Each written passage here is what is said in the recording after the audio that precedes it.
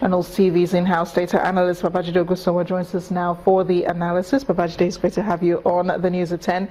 And the CBN does seem now to be moving towards what several domestic and international agencies have requested for, which is a more liberal foreign exchange system. But before we discuss the merits of that, will it now be easier for parents to pay their children's school fees abroad in euros and in dollars?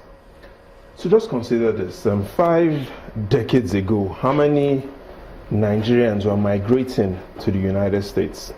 And I'll share those facts with you, and I think it will surprise you. But before then, there are 2 other narratives of cosmic significance. Now, what are these 2 narratives? The first is the Pew Research Center says that in only 2015, that's just 2 years ago, 327,000 Nigerians were born in the United States. Now, let's put that in perspective. So let's take all the seats from the National Stadium in Lagos and strip it out, and even Abuja, and even the Wembley Stadium. You will still need more seats to seat all the babies that are being born by Nigerians in the United States only. That's the first narrative. The second narrative is that in 1970, 1 out of 100 immigrants came from Africa into the United States. That was just in 1970. In 2015, 5 out of every 100 immigrants that go into the United States come from Africa. What do these narratives mean? It simply means that Nigerians not only like going to the United States of America, Nigerians indeed do love to go to the United States. But why do Nigerians love to go and give birth in the United States? Clearly because of some advantages that they get. But let's also look at Nigerians who have to send their children from Nigeria to the United States. Not only those that give birth to children in the United States. And the evidence shows that within a 7-year period, 2010 to 2016, Nigerian families have purchased $2.1 billion just for educational purposes alone, just within the 7-year period. But what's important right now is if we look at what has happened within 7 years, year on year, from 2010, to see how much families are buying foreign exchange for educational purposes.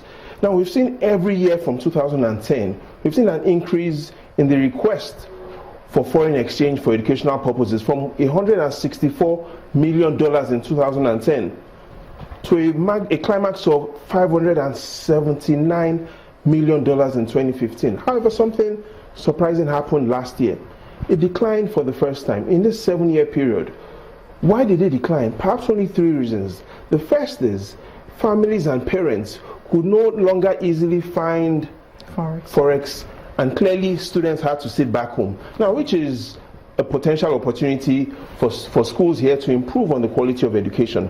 The second reason, and what has happened, is that even for students studying in Europe and in America, they also had to sit back at home because their parents couldn't find the Forex. Now, the third reason is that there's been a lot of confusion as to what exactly should parents do. So a lot of parents have also resorted to going into the black market to seek for Forex. But what this policy does mean for such parents and children going to schools abroad is that with this new Forex policy, parents will be happier, and indeed students will be able to find some relief. And I'm sure you'll be able to increase, the figure on that chart that you had there earlier. Now, apart from the educational sector, will the CBN policy also have favorable impacts on other vital sectors of the economy, especially food affordability and access to source dollars to import manufacturing equipment? Okay, so there are three sectors we can quickly look at. Let's look at the food sector, let's look at the industrial sector, and let's look at what the CBN is also considering, personal travel allowances and business travel allowances. So let's look at the tourism side. So what has happened within the past 3 years is, for instance, in 2014, families that were looking for Forex for travel-related purposes did get it. The CBN's estimate was $292 million was purchased for travel allowances and for tourism purposes. However, in 2015, we saw a decline. From the previous year of $292 million, it declined to $160 million.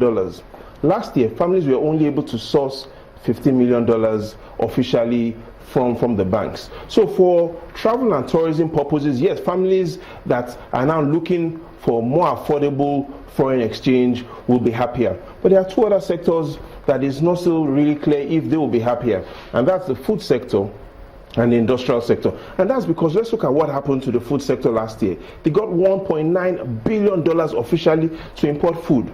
However, that was 48% lower than what it was in 2015. And even for the industrial goods sector, they got $5.9 billion last year. But again, that was 25% lower than what had happened in 2015. So yes, we will most likely see families that are traveling being happier, but again, will the CBN be able to make those that import food and those that import industrial and manufactured goods happier?